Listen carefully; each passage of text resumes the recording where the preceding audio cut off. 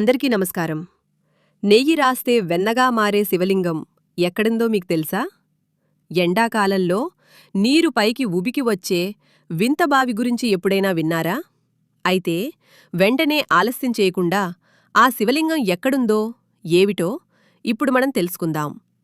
బెంగళూరు సమీపంలో ఉన్న శివగంగా పర్వతం సాక్షాత్తూ ఒక అద్భుతం.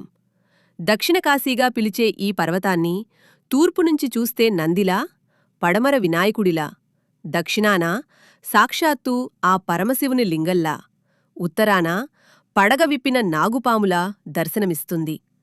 ఇక్కడున్న గవి గంగాధరేశ్వర స్వామికి భక్తులు నెయ్యితో అభిషేకం చేస్తారు. కాని ఆశ్చర్యం ఏంటంటే ఆ నెయ్యి శివలింగాన్ని తాకగానే గడ్డకట్టి తెల్లటి వెన్నలా మారిపోతుంది. ఆ వెన్నను ప్రసాదంగా తీసుకుంటే సర్వరోగాలు నయమవుతాయని భక్తుల ప్రగాఢ విశ్వాసం. ఇక్కడ మరో వింత, పాతాళగంగ. వర్షాలు బాగా పడి బయట నీరు ఉన్నప్పుడు ఈ గుహలోని నీరు అడుగుకు వెళ్ళిపోతుంది.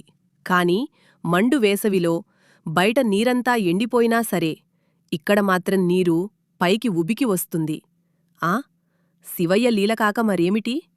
ఆ పరమశివుడి మహిమలు అనంతం.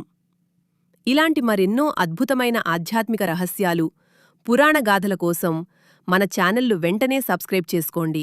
కామెంట్స్లో ఓం నమః శివాయ అని రాయండి.